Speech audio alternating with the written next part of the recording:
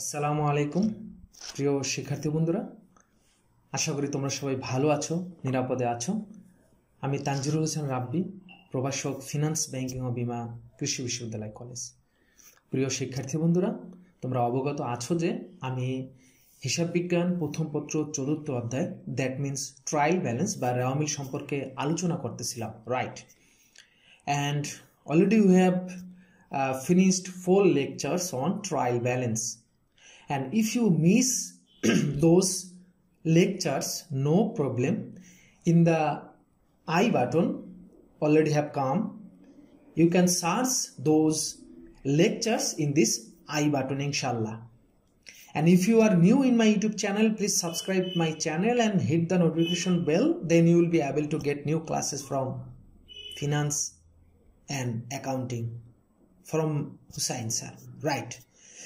And my dear students, I am requesting you to stay with me till the ending of this class, because if you with me till the ending of this lecture, you will be able to explain what types of errors we are facing while solving the trial balance, and what types of error we cannot detect, we cannot identify while solving the trial balance, though trial balance may be equal on both sides. That means debit equals to credit, but there are some errors that we cannot be traced, that we cannot detect. Okay, তো আমি আজকের পঞ্চম পর্বে রেওয়া মিলে যে সমস্ত ভুল ধরা পড়ে না এবং যে সমস্ত ভুল রেওয়া মিলে ধরা পড়ে, এই দুটো বিষয় নিয়ে আমি আলোচনা করব। পর্বটা তোমরা দেখতে পাচ্ছ।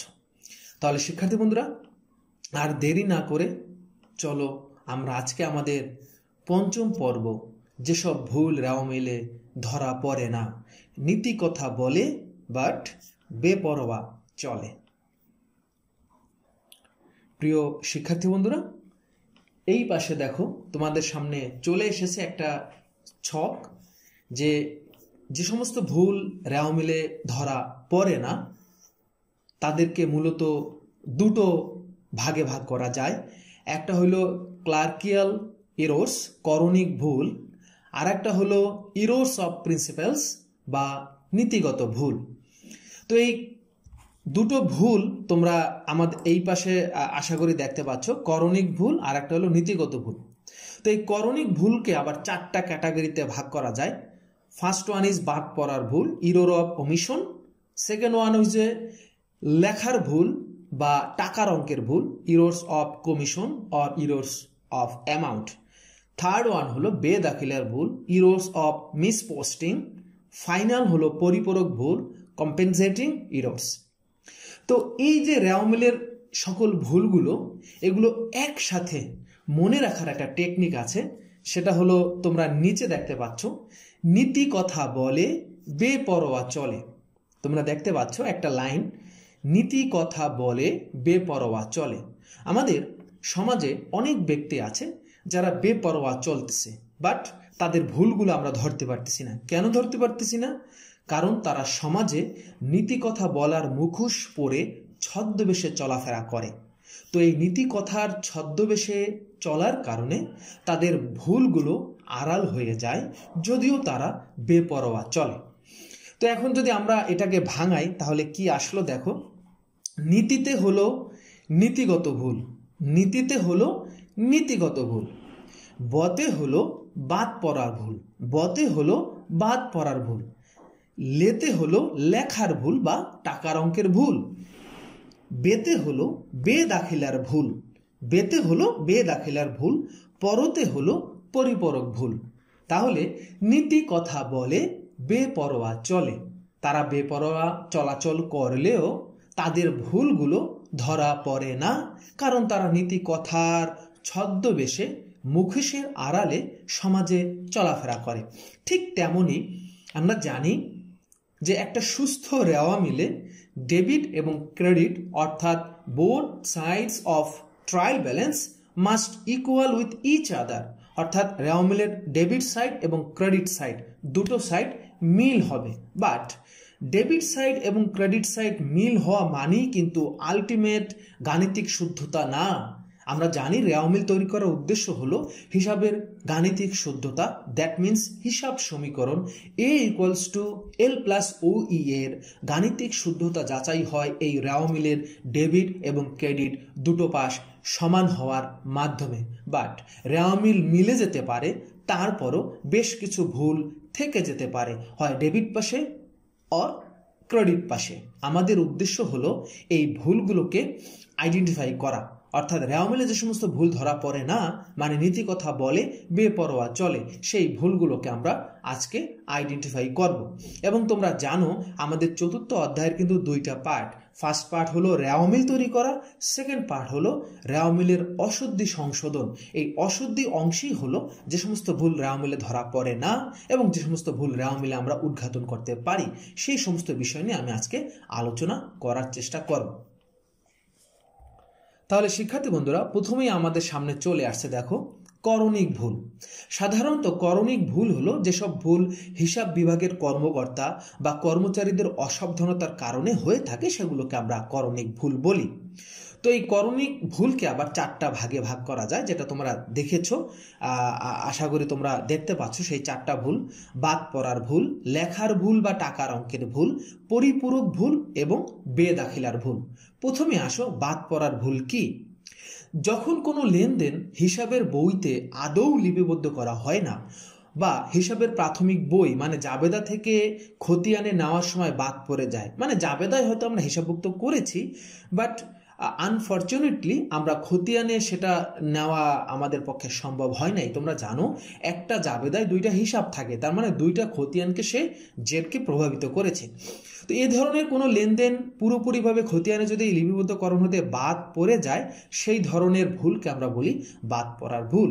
এবং বাদ পড়ার ভুল থাকা সত্ত্বেও রেওয়া মিলের দুই পাশ মিলে যেতে পারে। যেমন কামালের নিকট ৫,০০০ টাকার পণ্য ক্রয় হিসাবের বইতে লিপিবদ্ধ করা হয়নি। কামালের নিকট ৫,০০০ টাকার পণ্য ক্রয়, এটা একটা ধারে লেনদেন।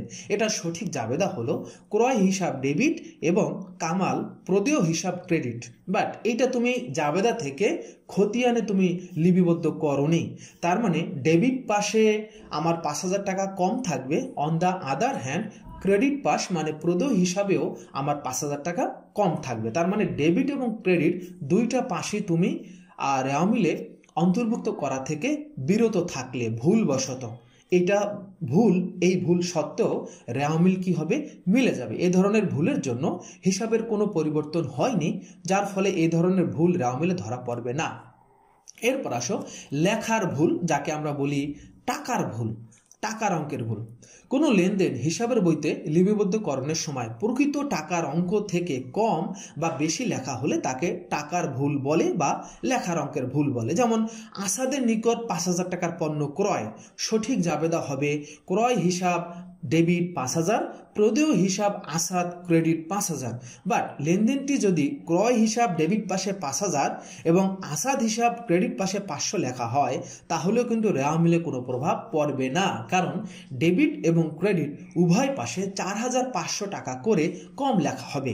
এই ভুল থাকা সত্ত্বেও রেওয়া মিলের দুই পাশ মিলে যাবে, বাট ভুলটা থেকে যাবে।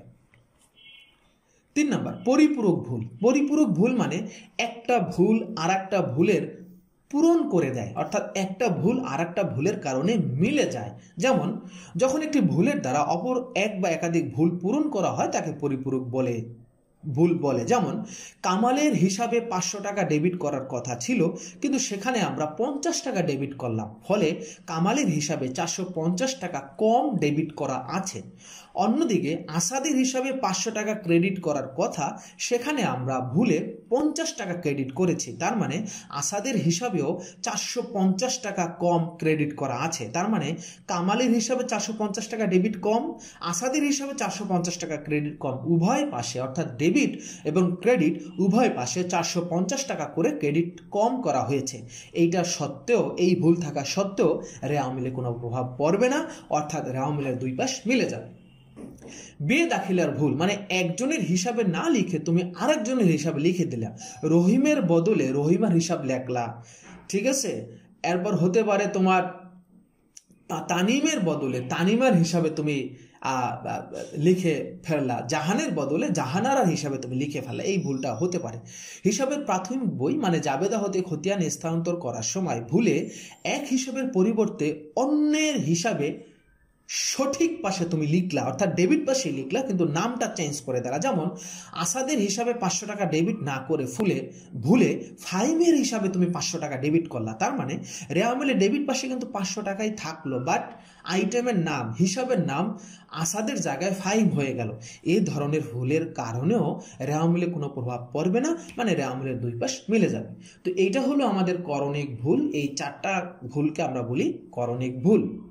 এখন আমরা দেখব নীতিগত ভুল কি। নীতিগত ভুল সাধারণত হিসাব বিজ্ঞানের বা ব্যবস্থাপনার উপরের স্তরের যারা তাদের এই ভুলটা হয়। হিসাব বিজ্ঞানের নীতি সম্পর্কে উপযুক্ত জ্ঞানের অভাবে হিসাব রক্ষক যে ভুল করে থাকে তাকে নীতিগত ভুল বলে। তবে এই ভুল ইচ্ছাকৃত বা অনিচ্ছাকৃত উভয় রকমই হতে পারে। সাধারণত মূলধন জাতীয় ব্যয়কে মুনাফা জাতীয় ব্যয় এবং মূলধন জাতীয় ব্যয়কে মুনাফা জাতীয় ব্যয় হিসাবে দেখানো হলে এই ধরনের ভুল হয়। এখন একটা প্রশ্ন আমাদের সামনে ঘুরপাক খাচ্ছে, মূলধন জাতীয় ব্যয় কি, মুনাফা জাতীয় ব্যয় কি? আশা করি এইটা আমি চতুর্থ পর্বে আলোচনা করেছি। তুমি যদি চতুর্থ পর্ব মিস করো, নো প্রবলেম, উপরে আই বাটনে দেখো, উপরে আই বাটনে চলে আসছে সেই চতুর্থ পর্বে মূলধন জাতীয় মুনাফা জাতীয় লেনদেন। যদি তুমি অধ্যায়টা দেখো তাহলে তুমি বুঝতে পারবা মুনাফা জাতীয় ব্যয় কি এবং বুঝতে পারবা মূলধন জাতীয় ব্যয় কি। সাধারণত মূলধন জাতীয় ব্যয় বলতে 1 বছরের অধিক সময়ের জন্য যে ব্যয়গুলো ঘটে, যেগুলো পৌনঃপুনিক না, যেগুলো বড় অঙ্কের হয়, এই ধরনের লেনদেন যেগুলো অনিয়মিত, সেগুলোকে আমরা মূলধন জাতীয় ব্যয় বলি। অন্যদিকে মুনাফা জাতীয় ব্যয় মানে যেগুলো নিয়মিত ঘটে, সচরাচর ঘটে, পৌনঃপুনিক, টাকার অঙ্ক কম হয় এবং এটার মেয়াদ 1 বছর বা 1 বছরের কম, প্রায়শই ঘটে, এই ধরনের লেনদেনগুলোকে আমরা মুনাফা জাতীয় ব্যয় বলি। আশা করি এই পর্ব থেকে তোমরা জানতে পারবা।